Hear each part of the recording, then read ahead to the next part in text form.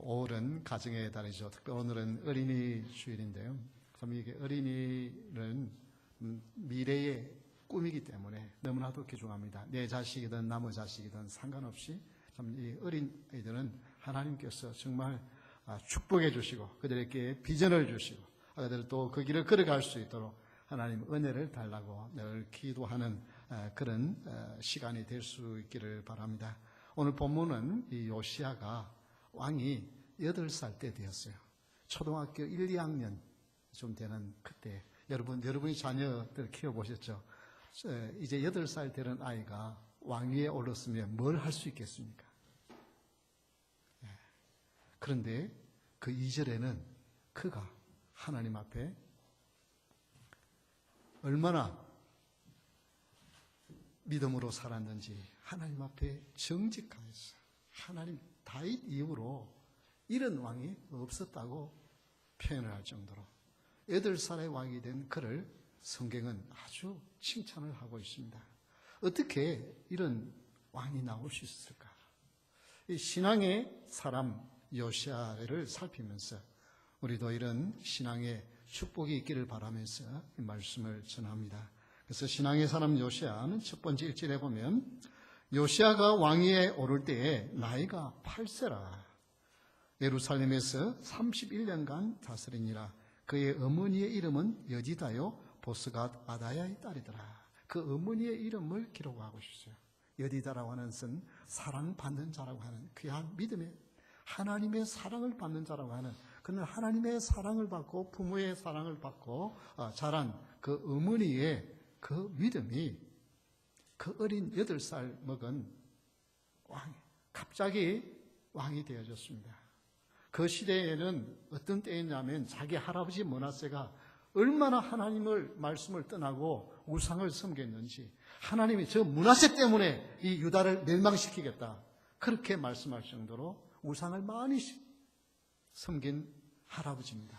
또 그 아버지 아문은 그 할아버지를 따라서 정말 우상을 섬기는 자였어요. 그래서 이 신하들이 이건 도저히 살려둘 수 없다고 해서 반란을 일으켜서 죽여버렸습니다.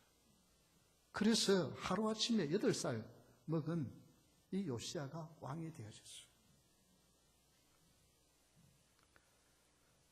그 주인은 신하들은 다 어떤 신하들이에요? 자기 할아버지, 자기 아버지를 섬겼던 신하들이에요. 그러면 그 사람들은 어떤 사람들이에요? 다 우상에 찌든 사람들. 그런 분위기 속에서 8살의 왕이 되어졌는데 어떻게 신앙을 가질 수 있을까? 그것은 어머니입니다. 그래서 신앙의 사람 뒤에는 신앙의 부모가 있습니다. 다 같이 한번 따라합시다. 신앙의 어머니. 잠언 22장 6절에 보면 마땅히 행할 길을 아이에게 가르치라. 그리하면 늙어도 그것을 떠나지 아니하리라. 부모의 신앙이 참 중요한데 특히 어머니의 신앙이 굉장히 중요합니다. 자녀들은 부모의 말을 들어서 처음에는 신앙생활을 시작할 수 있습니다. 그러나 더 중요한 것은 부모의 말보다는 행동입니다. 그러면 믿음의 어머니가 없는 그럼 나는 소망이 없는가? 그런 사람은 소망이 없는가? 아닙니다. 믿음이 없는 부모를 가졌다 할지라도 그래도 어머니는 자식을 사랑해요. 그 마음만은 누구에게나 다 있어요. 그런데 성경에 보면 그 어머니의 역할을 하시는 분이 계십니다. 요한복음 14장 26절의 말씀 우리 한번 다 같이 한번 읽어볼까요? 보혜사 곧 아버지께서 내 이름으로 보내실 성령 그가 너희에게 모든 것을 가르치고 내가 너희에게 말한 모든 것을 생각나게 하리라. 그 어머니처럼 가르치고 생각나게 하는 분이 누구냐면 성령 하나님이 계신다는 거예요. 성령께서 역사해 주시면 정말 믿음의 가정이 아닌 그런 가정에서도 하나님이 사모하는 마음을 갖게 하시고 때가 되면 불러서 예수님을 믿게 하시고 역사하시는 하나님. 저는 정말 이 말씀을 분명히 믿습니다. 저는 교회라고는 모르는 저희 사돈 8중까지 다 따져도 아무도 예수 믿는 사람이 없는 그런 시골에서 태어났고 거기에서 자랐어요. 그런데 중학교 때 사는 삶이 무엇인지, 사람이 뭔지에 대하여 고민하고 아무리 책을 읽어도 답이 없어요.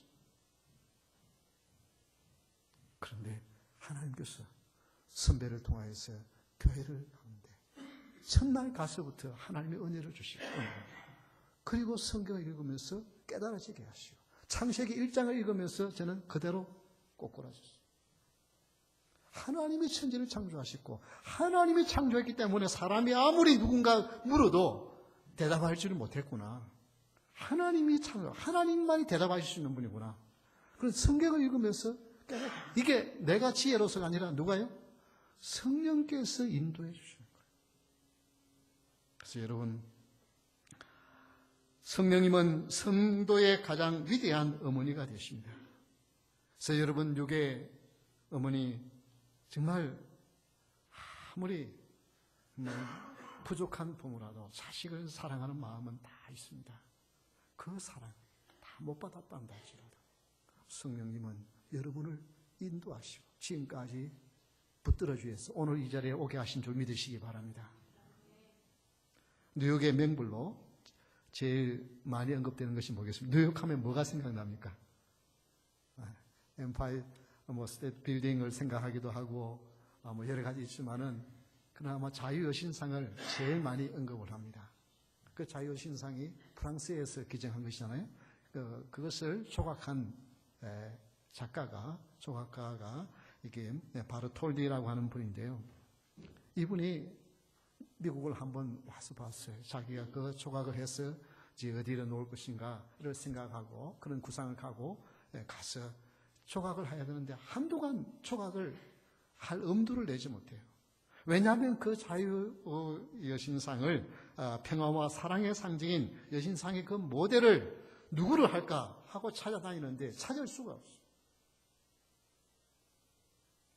그러다가 문득 한평생 자기를 위하여서 희생한 어머니 얼굴이 떠올랐습니다. 그래서 그는 이렇게 표현합니다. 바로 이 표정이다. 어머니는 갓난아이를 고귀한 인격체로 조형하는 최고의 조각가다. 갓난아이를 귀중한 고귀한 인격체로 만드는 그 조성하는 일을 하는 그 조각가가 바로 어머니다. 그래서 그 어머니의 얼굴을 생각하고 조각을 한 것이 바로 자유여신상의 얼굴이라는 것입니다. 여러분, 귀한 믿음의 자녀 뒤에는 귀한 믿음의 어머니가 있습니다.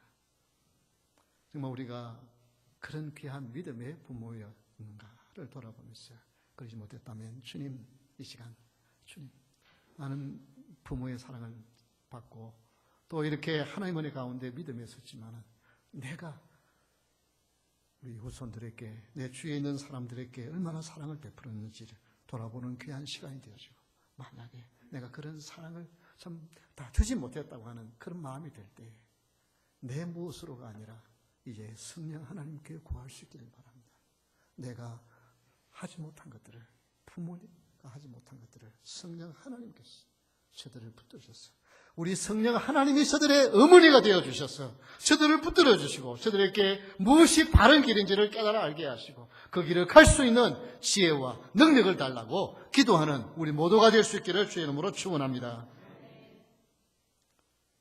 두 번째 신앙의 사람 요시야의 뒤에는 너는 대제사장 hilki야에게 올라갔어요. hilki야라고 하는 대제사장이 있었습니다. 신앙의 지도자가 있었습니다. 다 같이 한번 따라합시다. 신앙의 지도자. 신앙의 지도자가 있어요. 요시야를 믿음으로 성장케 하는 데는 어머니의 것도 있지만 이제는 왕이 되어지면은 많은 시간을 같이 의논하고 대하고 하는 분들은 대신들이고 대제사장입니다. 이 대제사장 hilki야가 그를 믿음으로 서도록 인도해 간 것입니다. 그래서 역대하 34장 3절에 보면 이런 말씀이 나옵니다. 아직도 어렸을 때 곧 왕위에 있은 지 8년에 그의 조상 다윗의 하나님을 비로소 찾고 제12년에 유다와 예루살렘을 비로소 정결하게 하여 그 산당들과 아세라 목상들과 아로새긴 우상들과 부어 만든 우상들을 제거하여 버리매. 그가 왕이 되어졌지만은 8년 동안, 즉 16살이 될 때까지 자기의 신앙을 밖으로 드러내지 못하고, 왜냐하면 너무나도 우상에 찌든 모든 주위에 있는 사람들이 그러니까 자기의 신앙을 제대로 펴지를 못했어요. 그러나 이제는 16살이 되어지니까 이제는 어느 정도 자기가 판단할 수 있고 할 수 있는 그런 왕의 위치가 되니까 우상들을 제거하고 나는 하나님을 섬겨야 되겠다. 우리 할아버지, 우리 아버지가 하나님을 배반함으로 말미암아 우리나라에 이렇게 위기가 왔는데 이제 이 나라를 바르게 할 수 있는 것은 오직 여호와 하나님께로 돌아가는 길이다. 그러면서 자기 신앙을 선포하고, 그리고 그가 20살이 될 때 이제 신하들을 불러서 우상들을 제거하는 일들을 하기 시작합니다. 이 일의 뒤에는 누가 있었냐면 대제사장 hilki야가 있었습니다. 열왕기하 22장 8절에 보면 이런 말씀이 나옵니다. 그럼 같이 읽어볼까요? 대제사장 hilki야가 서기관 사반에게 이르되 내가 여호와의 성전에서 율법책을 발견하였노라 하고 hilki야가 그 책을 사반에게 주니 사반이 읽으니라. 지금 이때 상황은 어떤 상황이냐면 하나님의 성전, 솔로몬이 그렇게 화려하게 지었던 그 성전에 전쟁이 일어나면 그 쳐들어오는 적국에게 조공을 바치겠다고 항복을 하면서 성전에 있는 금을 다 뜯어내고 기중품들은 다 갖다가 바쳤어요. 그래서 성전이 엉망이 되었습니다. 그런데도 아무도 그걸 수리할 생각을 가지지 못해요. 그런데 이 요시야가 믿음을 가지고 성전을 수리하더라. 그가 이제 26살이 되어졌어요. 성전을 수리하도록 그 성전에는 이제 반세기 1년에 자기가 성전세를 내도록 되어 있어요. 그걸 이렇게 은으로 내는 것을 파놓고는 그냥 방치해 두고 있었어요. 그것을 꺼내가지고 성전을 수리하도록 하게 합니다. 그런데 거기에서 성경을 발견해요. 그 전까지 성경이 어디 있는지도 모르고 그냥 전해 넣어온 습관 정도 가지고 하나님을 이렇게 섬기는 것이라고 생각하는 그런 때였습니다. 만약에 hilki야가 그런 믿음이 없는 사람 같으면 어떻게 하겠어요? 그 성경 그냥 내버려 버리고 갈 수 있어요. 그런데 그걸 어떻게 해요? 요시야에게 읽어주라고 서기관 사반을 보내어서 왕에게 그 성경을 보냅니다. 그 뭐냐면 지금 우리가 무엇을 잘못했는지 하나님의 말씀을 통하여 바로 봐야 한다고는 시리라가 있습니다. 오늘날 교회의 문제는 다른 문제가 아니라 목회자의 문제고 가장 큰 문제는 지도자들의 문제. 그게는 저도회의가 아니죠. 정말 이 시대에 훌륭한 지도자죠. 그래서 여러분들이 저를 위해서 많이 기도해 줘야 돼요. 저 우목사가 엉뚱한 짓 하지 않냐고. 하나님 보시기에 합당한 종이로 살다가 갈 수 있도록. 지도자가 무너지면 다 무너지는 거예요. 우리 한국도 그렇잖아요. 누가 지도자가 되면서 한국에 그냥 역사까지 다 바꾸지 않아요? 그래서 신앙의 사람 뒤에는 신앙의 지도자가 있어요. 그래서 이 시대에 정말 앞으로 우리가 2세를 놓고 우리 이민교회의 큰 기도의 제목이, 가장 큰 기도의 제목이 뭐냐면 2세의 사역자들이, 후세의 사역자들이 계속해서 나오도록 기도하는 거예요. 한 15년 전에는 우리 2세들이 많이 신학교를 갔습니다. 그래서 정말 2세, 3세들 신학 구하기가 어렵지 않았었어요. 근데 지금은 너무너무 힘들어요. 신학교를 안 가요. 왜? 가서 다 대학을 졸업하고 대학원을 나와서 하는데 교회에서 너무너무 막 문제가 많은 거예요. 싫다 그러는 거예요. 그래? 싫다 그러면 2세들은요? 싫은데 그래도 내가 끝까지 참아야지 그런 마음 없어요. 싫다 그러면 끝나야죠. 그리고 그냥 목회 안 하고 다시 옛날 직장으로 돌아가요. 그런 것들을 선배들이 그런 거 보니까 신학교를 갈 생각을 하지 않습니다. 그래서 앞으로 목회자가 굉장히 많이 부족해요. 이건 놓고 우리가 기도해야 합니다. 지도자가 나와야 돼요. 지도자를 위해서 기도해야 돼요. 우리 기도할 때 우리 장로님 미국과 한국의 지도자를 위해서 기도하는 거 굉장히 중요합니다. 지도자가 바로 쓰면 그 나라가 살고 교회가 살고 미래가 있어요. 울산대 법학과 이정은 교수님, 이분이 이 다니엘 기도회를 가을에 하는데 이제 한번 예비적으로 하루만 해서 지난 수요일 날 이 다니엘 기도회 한 그것을 다운로드 받아가지고 들어봤어요. 너무 어른스러운 분이에요. 이분이 어떤 분이냐면 이정은 교수님, 울산대 법학과 교수님이신데, 이분이 정말 예수 그리스도만이 오직 유일한 우리의 소망이요 우리의 능력이 된다고 전하는 거예요. 그런데 이분이 무슨 신학을 공부한 분이 아니고 원래 조계종 스님이었어요. 군대 군목처럼 군성으로 갔다 오신 분이에요. 집안이 다 불교 집안이에요. 그런데 어떻게 이분이 이렇게 되느냐? 2007년 노무현 대통령 때 그때에 무슨 법안을 발의했냐면은 이 차별 금지법이라고 하는 그 법을 12월 12일 날 2007년 12월 12일 날 발의를 했습니다.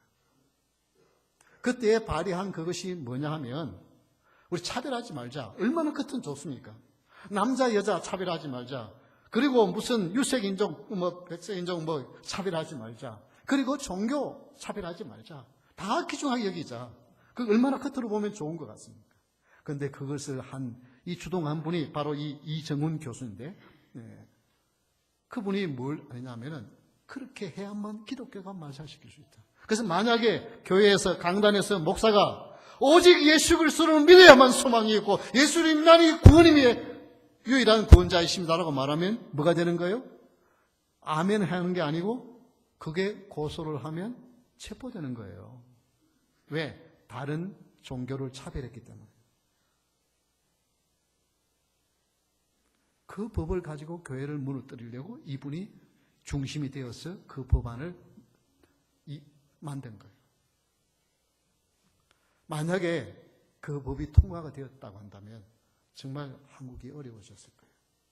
그런데 이분이 그러면서 이 교회를 어떻게 말살시키려는가 보니까 교회가 뭘 가지면 성경이다. 그러면 이 성경을 알아야 교회를 말살시킬 수 있으니까 성경을 읽자. 그래가지고 불교 스님이 매일 아침마다 맑은 시간에 성경을 읽어야 이 성경에 따르는 걸 파괴할 수 있으니까 성경을 읽은 거예요.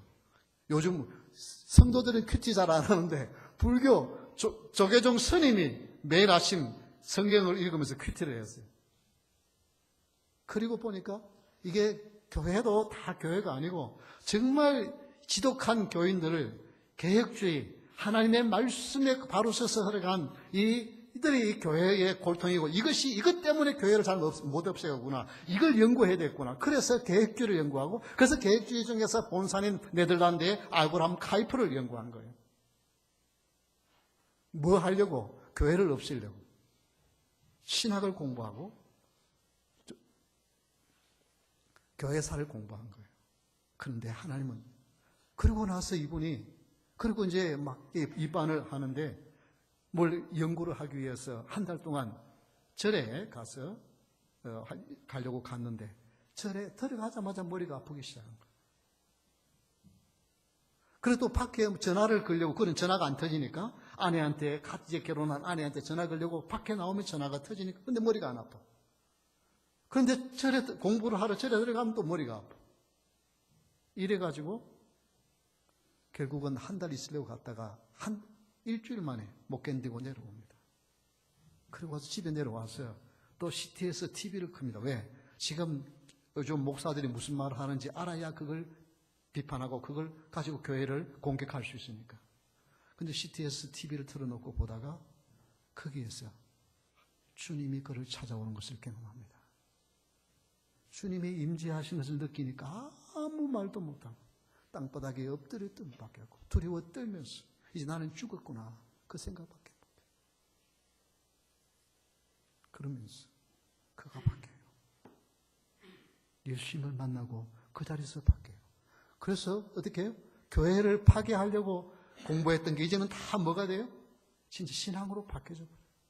그래서 이분이 나선 것이 뭐냐면 이 법안이 통과되면 안 된다. 통과되도록 주동을 했던 분이 이 법안 통과되면 안 된다고 나서서 그래서 이렇게 하면 기독교 말살 정책이다 하고 막 떠들면서 왜냐하면 입법 한 사람이니까 그 내용을 잘 알잖아요. 그래서 막 TV에서 떠들고, 그제 신문에 막 언론에. 그래서 결국은 그게 통과가 안 된 거예요. 하나님은 이렇게 역사하십니다. 그래서 그런 사람을 통하여 하나님이 땅에 역사하세요. 한 사람이 이렇게 영향이 있습니다. 이정훈 교수 이분이 만약에 성령께서 역사하지 않았으면 그분 때문에 한국 교회는 지금 유럽 교회처럼 되어지고 미국도 그것 좀 닮아가잖아요. 그렇게 될 뻔했어요. 그런데 하나님은 그래도 아직도 우리 한국을 사랑하셨어요.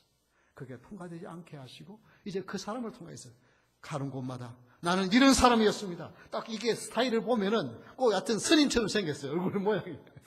스님, 머리 또 이게 볼드 헤드로 이렇게 해놓으니까 머리에 팍팍 이렇게 따놓으니까 딱 그런데 당당하게 외치는 거예요. 나는 원래 무슨 신학을 공부한 사람도 아니, 나는 목사도 아니다.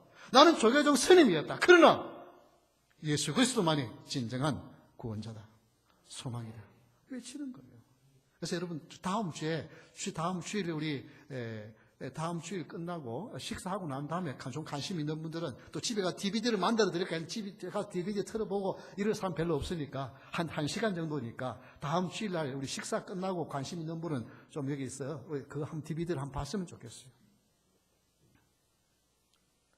정말 가슴이 뛰어요. 하나님께서 우리 민족에 이런 곳곳에 지도자들을 하나님이 키우시는구나. 우리 한국에 아직도 미래가 있습니다. 한국 교회를 그렇게 욕을 해도 하나님이 아직도 우리 한국을 사랑하시고 한국에 미래가 있습니다. 그래서 참 한 사람의 지도자가 얼마나 중요한지, 내가 서 있는 그 자리에서 하나님을 드러내는 것 얼마나 중요한지 모른다. 신앙의 사람 요시야 뒤에는 히게야라고 하는 대제사장이 있었습니다. 그리고 신앙의 사람 요시야 뒤에는 또 부류가 나오는데요. 7절에 보면 이는 그들이 신실하게 행함이라. 다 같이 한번 따라합시다. 신앙의 이웃. 네, 신앙의 이웃이 있었습니다. 첫 번째는 뭐가 있었다고요? 신앙의 어머니가 계셨고, 두 번째는 뭐예요? 신앙의 지도자가 있었고, 세 번째는 뭐라고요? 신앙의 이웃이 있었습니다. 혼탁한 세상에 정말 할아버지, 아버지 다 우상을 그토록 섬기는 그런 집안에 살았고요. 그런 사람이 왕이 되어졌는데 그 주인은 전부 다 그런 사람일 뿐입니다. 그런데 아닙니다. 하나님은 곳곳에 믿음의 사람들을 심어놓아요. 마치 엘리야가 다 바알에게 무릎을 꿇고 하나님을 섬기는 사람은 아무도 없습니다라고 말할 때 아니다. 하나님은 수천 명을 숨겨놨어요. 하나님이 하시는 방법입니다. 여기에 보면은 그러나 그들의 손에 맡긴 은을 회개하지 말지니 그들이 진실하게 행합니다. 그 성전에서 반세개씩 받아는 그 돈을 철저하게 네가 얼마 들어왔고 이거 얼마께 너에게 맡긴다. 이거 얼마 또 물건 이게 성전을 수리하는데 뭐에 얼마 들어갔고 그거 다 계산해서 다 올려라. 그래야 되잖아요. 그런데 요시야 왕은 그럴 필요 없다. 저 사람들은 하나님 옆에 너무 신실한 사람들이니까 그냥 맡겨놓으면 그 사람들이 알아서 잘할 것이다. 이게 뭐냐면 신앙의 이웃들이 있었어요. 신뢰하시는 사람들이 있었어요. 이건 굉장히 중요합니다. 우리는 세상에 큰 대단한 일을 할 수 있는 그런 신앙의 어머니나 그런 신앙의 지도자는 되지 못한다 할지라도 적어도 내 이웃에서 저 사람은 신실한 사람이다. 저 사람은 거짓말하지 않는 사람이다. 저 사람은 진실한 사람이다라고 하는 인정을 받는 이웃이 되어야만 하는 것입니다. 그래야 그런 사람들을 통해서 이 사회는 밝아져 갑니다. 요시야 8살의 왕이 된 그가 어떻게 이런 이스라엘 역사에 위대한 일을 하는 하나님이 얼마나 기뻐하시지. 철저한 종교개혁을 통하여서 다 무너져가는 신앙을 다시 회복시키는 일을 어떻게 할 수 있었을까요? 그런 주위에 하나님은 믿음의 이웃들을, 신앙의 이웃들을 곳곳에 세워두었기 때문인 것입니다. 열왕기하 22장 11절 12절에 보면 이런 말씀이 나옵니다. 왕이 율법책의 말을 듣자 곧 그의 옷을 찢으니라. 왕의 제장 히게야와 사반의 아들 아이감과 미가의 아들 악볼과 서기관 사반과 왕의 시종 아사에게 명령하여 이르되, 이런 신앙의 사람들이 있었어요. 그들을 가지고 율법책에 기록된 그 말씀을 가지고 시행하라. 우상들을 제거하라. 그리고 곳곳에 가서 하나님의 말씀을 가르치도록 요시야는 파송을 합니다. 여러분, 신앙의 빛이 있으면 거기에는 신앙의 빛의 사람들이 모여들기 마련인 것입니다. 여러분, 나는 나의 이웃에게 어떤 사람입니까? 나는 주위의 사람들에게 저 사람은 신뢰할 만한 사람이다, 그런 신뢰감을 얼마나 주고 계십니까? 로마서 15장 1절 2절에 보면 이런 말씀이 나옵니다. 그럼 다 같이 한번 읽어볼까요? 믿음이 강한 우리는 마땅히 믿음이 약한 자의 약점을 담당하고 자기를 기쁘게 하지 아니할 것이라. 우리 각 사람이 이웃을 기쁘게 하되 선을 이루고 덕을 세우도록 할지니라. 우리는 이제 예수님을 믿고 그래도 예수님이 귀중한 줄 알고 우리는 이렇게 주일날 이전에 와서 귀중한 시간을 하나님 앞에 드리고 있습니다. 우리는 믿음이 그래도 강한 사람, 그리고 하나님의 말씀, 이 성경을 오직 하나님의 유일한 우리에게 주신 신앙의 지침으로, 그리고 오직 예수 그리스도만이 우리의 진정한 구원이 되시고 우리의 소망이 되신다고 간증하는, 선포하는 교회에 나오셨습니다. 그렇다면 이제 그 예수님을 만이 우리의 구세주라고 믿는 여러분이라면 믿음이 아주 약한 사람의 약점을 담당해주고, 그리고 나를 기쁘게 하는 것이 아니라 다른 이웃을 기쁘게 하는 삶을 살아가는 것이 마땅하다고 말씀합니다. 여러분, 예수쟁이라는 말을 쓰죠. 우리는 그저 성도님, 적어도 뭐 집사님, 권사님, 장로님 그렇게 부르지만 세상 사람들은 우리를 보고 뭐라 그래요? 예수쟁이라고 부르는 거예요. 예수쟁이가 전에는 뭐라고 무슨 얘기했어요? 저 사람들은 하는 짓은 밉지만은 그래도 저 사람들은 진실한 사람들이다, 뭔가는 다른 사람이라고 예수쟁이라고 불렀어요. 근데 요즘 예수쟁이란 말은 무슨 의미예요? 말은 잘하는데 행동은 우리와 하나도 차이가 없다, 그런 의미에서 예수쟁이에요.